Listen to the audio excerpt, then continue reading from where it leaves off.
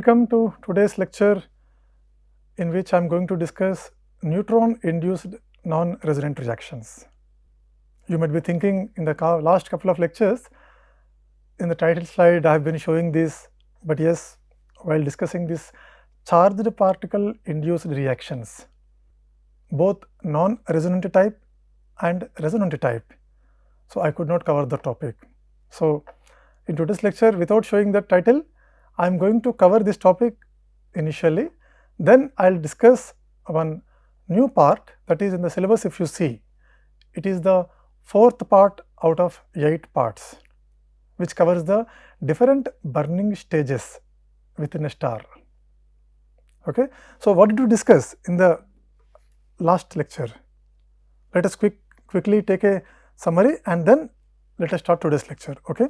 So, in the recap, I would like to emphasize that in the non-resonant type reactions, we have seen how gamma peak plays important role to understand the centroid and width of the peak and the I max, that is intensity of the gamma peak, and how these parameters depends on the Coulomb barrier and also the temperature. Then I have discussed electron screening effect, which matters when high stellar density is available, and then resonant type reactions, where the resonance region coincides with the gamma peak, isn't it? And some of the important features of this charged particle induced resonant reactions and non-resonant reactions I have discussed, and in resonant reactions in particular, you must understand the importance of low energy resonances, right. I have discussed one example in brief, right, where the resonance at 2 MeV, which we are calling as relatively high energy resonance, and say 10 keV, that is low energy resonance, and we have seen how the reaction rate at 10 keV and reaction rate at 2000 keV, that is 2 MeV, what is the ratio of these reaction rates, and that has given a beautiful insight into the importance of low energy resonances. So, one has to understand how dramatically the star's evolution changes because of the change in the resonance energy. And we also have seen the importance of Bredt-Wigner formula. Bredt-Wigner formula. So, after this, in today's lecture, let me shift from charged particle to neutrons. Reactions induced by neutrons. Overall, we can in general divide the type of nuclear reactions induced in terms of particle induced as charged particles like protons, and then alpha particles, or very less times you can say some kind of electrons rarely, and then we can go for heavy ions, which are rarely discussed, but mainly it is proton and alpha induced reactions. So, which comes under charged particle category, and they are the responsible for the synthesis of elements below iron peak, right. That is what I have discussed when elemental abundance curve I have discussed in one of the previous lectures. And after iron peak, all the elements, almost all the elements, they have been synthesized, and the synthesis is still going on because of not charged particles, but almost all the nucleates beyond iron peak, they are synthesized by neutrons. Neutrons are initiating the reactions. Now, when we say neutrons are initiating the reactions, they are basically of non-resonant type or resonant type. And if it is non-resonant type, can we come across something called as gamma peak? Sounds a bit crazy, right? Because neutrons doesn't face the problem of Coulomb barrier penetration. So, keeping it in mind, existence of gamma peak no more arises in the case of neutron induced reactions. But there are some interesting features of neutron induced non-resonant reactions. What are those features? I will discuss in today's lecture. Topic number 2 of today's lecture. As I said, it is the 4th part out of 8 parts in this course. Nuclear burning stages and processes in stars.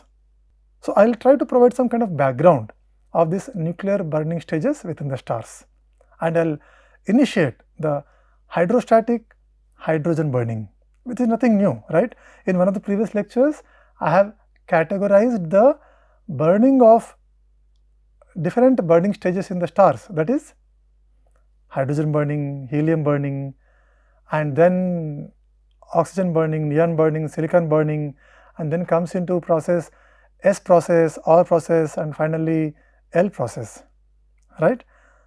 So, I will be starting the first one, I will be starting this different burning stages topic with hydrogen burning. So, to conclude the introduction of today's lecture, I am going to discuss salient features of neutron induced non-resonant reactions and introductory part of nuclear burning stages within the stars. Okay, let us start. Non-resonant reactions, I have already discussed the smooth dependence of cross section on the projectile's energy. We categorize them as non-resonant reactions. Okay, smooth dependence of cross section on the energy, right? So, when I say neutron induced non-resonant reactions, what kind of neutrons I am talking about? Bound neutrons or free neutrons? Of course, free neutrons, right? Remember, I have given a few examples where neutrons are emitted in the nuclear reactions, and these neutrons will be acting as a seed for the, they will react with some seed nuclei like iron to produce the elements beyond iron. So, when I say that free neutrons are reacting with the nuclei which are produced up to iron peak, you must remember that free neutrons are not stable. Free neutrons are not stable, unlike free protons, which are expected to have around 1 billion years half-life, right? So, it is well known to you that the lifetime of free neutrons is about 10 minutes. The lifetime of free neutrons is about 10 minutes. It is quite short, right, when compared to protons, free protons lifetime. What are the reactions responsible for the production of neutrons? Mainly alpha, which is a charged particle, when it reacts with neon 22, it produces magnesium 25 and a neutron. Alpha, when reacts with carbon 13, it produces stable oxygen 16 isotope, produces neutron. Alpha, when it reacts with oxygen 18, it produces neon 21 and gives neutrons. Mainly, these are the reactions which take place in the helium burning phase. Mainly, the neutrons which are inducing the reactions which are responsible for the production of elements beyond iron, these reactions are taking place in helium burning phase.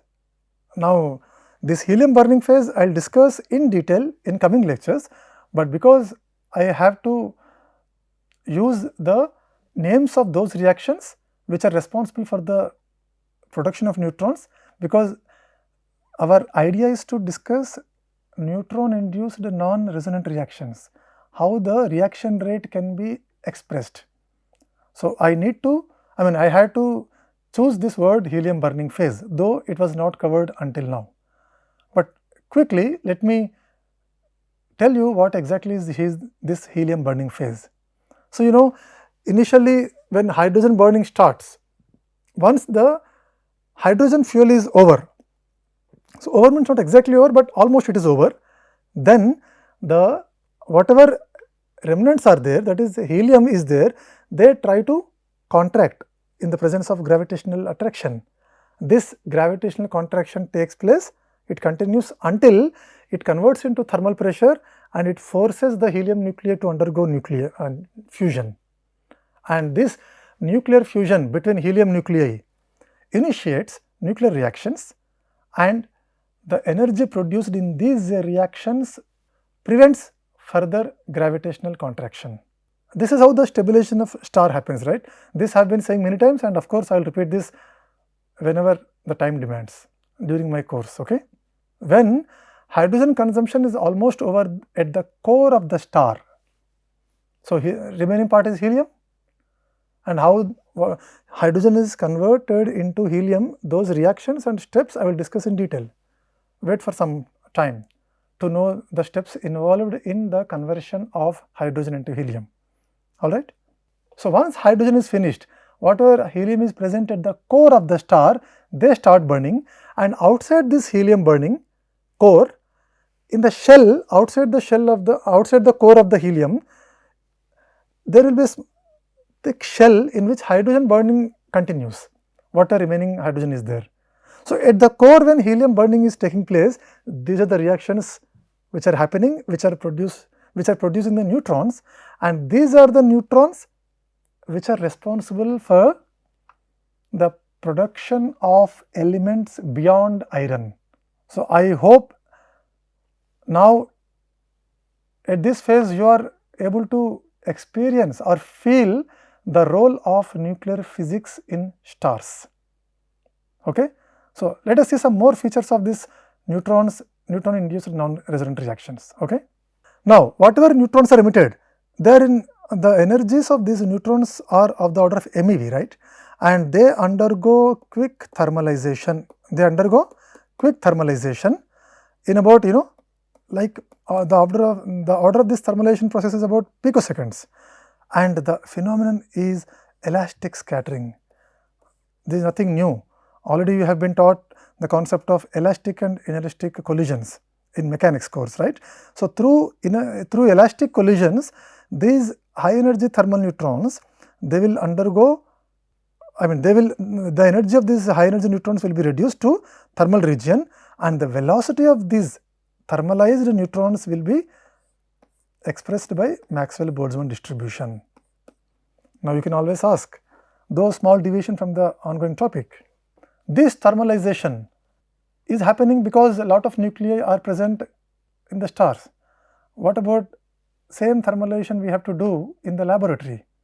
When I carry out the nuclear reactions using alpha, neutrons are produced with high energies.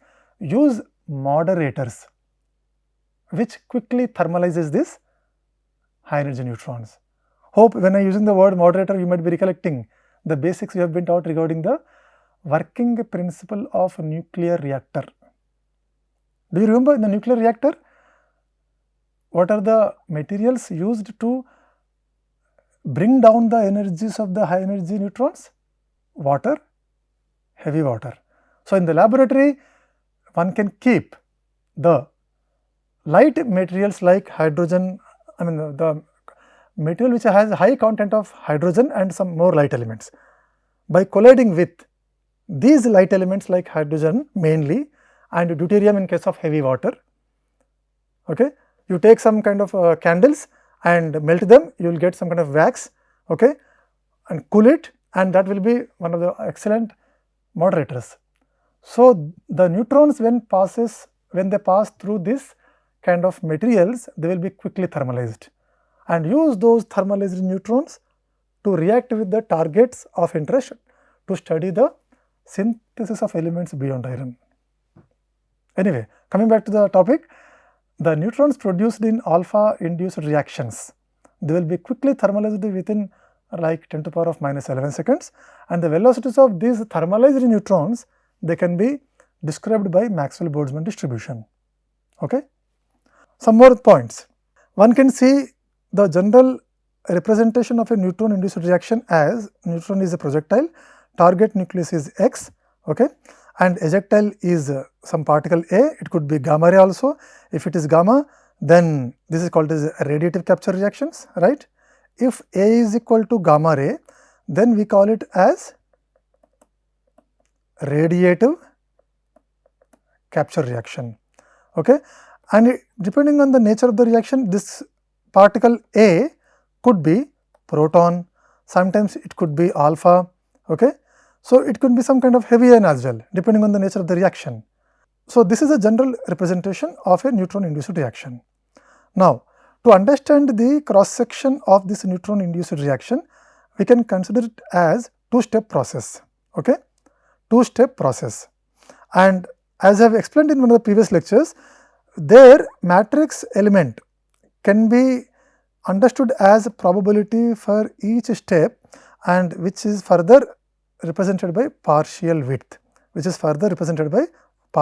For example, sigma n cross section of the neutron induced reaction is proportional to lambda prime. Okay, this is the maximum geometrical cross section one can imagine.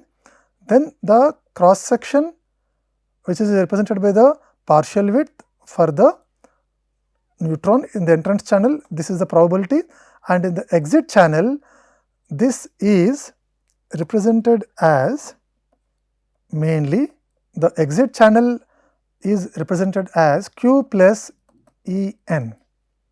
So, it is a two-step process. In the first step, neutron is interacting with the target nucleus. So, the probability depends on the energy of the neutron only, and in the exit channel, the probability for a particular exit channel to happen depends on the Q value of the nuclear reaction and the energy of the neutron. Okay, and you know how to write down the probability, that is cross section, for these two steps in terms of matrix elements. Already I have discussed enough, right. Now, the partial width of the entrance channel is basically, it is controlled by the energy of the neutron alone. So, that is, the partial width is depending on the energy of the neutron, and for the exit channel it depends on Q value and also En. That is why I have written the partial width dependence on the Q value and the energy of the neutron. Okay. Now, let us see. The cross section of the neutron induced reaction is lambda bar square, entrance channel partial width, exit channel partial width. It is a two-step process. Now, in general, the value of En is much less than Q, right. That means Q value is much higher than the energy of the neutron. Why? Because already it is thermalized, and the normal energy that is considered is about 30 keV, whereas Q is in MeV. So, we can say the cross section for the exit channel, which is expressed as partial width of the exit channel, depends on Q value only. But remember, Q value is a constant, whereas energy of the neutron may be slightly varying, but Q value for a given combination of projectile and target, it is a constant. So, keep this in mind. The partial width of the exit channel is a constant, it depends on the constant value, whereas the entrance channel partial width, it is depending on energy of the neutron, which is not exactly constant, slightly varying. Keep this in mind and try to see how cross section can be understood in a better way, and also reaction rate can be expressed. All right. See, and in general, if I consider the S wave neutrons, the orbital angular momentum is considered L is equal to 0, and in general at the low energies S wave neutrons are dominated. For L is equal to 0, okay, we can write down lambda bar square as 1 by Vn square, isn't it?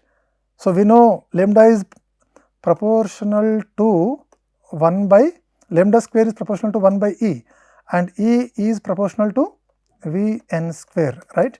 So, that is how this 1 by Vn square is coming into picture, and this partial width depending on the energy of the neutron for S wave is expressed as, that means partial width of entrance channel is normally is proportional to velocity of the neutron and some kind of a Legendre polynomial, which I will not discuss here. Okay. So, we can ignore this. For S wave neutrons it is 1 basically, and this Vn is coming here, and 1 Vn is getting cancelled. So, the cross section is proportional to 1 by velocity of the neutron. That means, sigma is inversely proportional to the energy velocity of the neutrons, and the smooth dependence is termed as non-resonant. So, this 1 by V dependence of the cross section is not only applicable to only radiative captures like n gamma, but also for n as a projectile and charged particle as a ejectile. Why? See, the interesting part here is the charged particle, which are normally of high energies, the transmission coefficient is constant because of their high energies. So, because transmission coefficient is constant, one can assume that this 1 by V dependence can be applied to not only gamma as ejectile when neutrons are projectiles, but charged particles as ejectiles. So, this leads to the constant value of sigma V, that is reaction rate, because of the 1 by V dependence. Remember, this clearly says that it is independent of temperature in principle. So, it could be determined from sigma measured at any value of the velocity. Are there any reasons for not following the 1 by V law? Yes, there are reasons. There is no need to say all the time that 1 by V dependence is there, though it is a general representation. The reason could be S-wave neutrons of not low energies if high energies are involved, or if higher partial waves are contributed to the cross section. Under these two circumstances, 1 by V law is not applicable. 1 by V law is not applicable, alright. And if at all I consider higher partial waves, then that means not L is equal to 0, but L is equal to 1, 2, 3 like that, then sigma L is equivalent to, okay, 1 by V square is always there because lambda bar square is 1 by V square, then it is partial width corresponding to a particular value of L, right. And the partial width corresponding to a particular value of L is expressed in terms of energy as L plus 1 by 2. So, this is an important relation. We need to understand the dependence of partial width on the energy, and if you know the energy dependence, you can always go for the velocity dependence, right. So, this is the information which I would like to share with you, how higher partial waves can be handled while discussing the neutron induced non-resonant reactions, alright. For example, if I go for different values of L, for 0 already have discussed, it is e to power of minus 1 by 2, right, 1 by square root of E, and for L is equal to 1, it is e to power of 1 by 2, for L is equal to, it is e to power of 3 by 2. Like this, L dependence can be included in the cross section, and this is the case when 1 by V dependence is not followed. I hope you have understood the features of this neutron induced non-resonant reactions. Some more features are there. With that, I will complete this topic. Now, because of the energy dependence of this sigma, the reaction rate becomes, the reaction is nothing new for you, okay. The reaction rate becomes when L is coming into picture, when L is coming into picture like this, okay. And the integrand is nothing but effective energy window, effective energy window. And here I have plotted the probability versus energy, the probability versus energy for different values of L. And you can see the centroid of this probability curve is shifting towards the high energy, and this is the most convincing value of the KT, 30 keV. Thermalized neutron energy range, one can go for 30 keV kind of thing. And here all curves are normally at 30 keV only, 30 keV only. And as I said, the maximum value is shifting towards the effective energy window, right. And if at all the reaction rate is not constant, then one can use the Taylor series expansion around E is equal to 0 in terms of velocity or in terms of square root of E, in terms of square root of E, alright. Now, how to do this Taylor series expansion? The reaction rate, the Taylor series expansion, you know how square root of E can be used in different alternate ways, and the single differentiation and double differentiation is used here, and from this one can find out the energy dependent cross section as like this. There is no need to remember this formula seriously, but I would like to emphasize here how the reaction rate and the cross section can be expressed if it is not constant, if the reaction rate is not constant, alright. So, this I have basically equated to this term. So, with this I have completed the items in third topic of the course, that is reactions induced by charged particles, both non-resonant and resonant type, and reactions induced by neutrons, alright. Coming to the fourth part of the course, which has 8 parts. Remember, until now we have seen the nuclear reaction in an isolated manner, right? Two nucleides are involved in the nuclear reaction, right? And two different types of nucleides are produced. Sometimes particles are produced, sometimes gamma is produced. Though I have not discussed photon induced nuclear reactions, okay. So this I am skipping, it is not very much important, though it plays some important role in the energy production or nuclear synthesis. The major part goes to charged particle induced and neutron induced reactions, and mainly neutron induced reactions plays role for the synthesis of elements, not the energy production in majority cases, okay. Now it is important to understand the networking of the nuclear reactions, not in an isolated manner, because if you want to understand the evolution of the star, it is important to know the reaction network. So when it comes to the reaction network, you should understand what are the phases of these nuclear reactions, based on which we can categorize the evolution of a star, okay. So let me try to provide some background in this lecture. More details I will discuss in the next lecture, okay. So in the nuclear burning stages in stars, as I said, network of nuclear processes, we can say that the interplay of different nuclear processes, not one nuclear process, okay.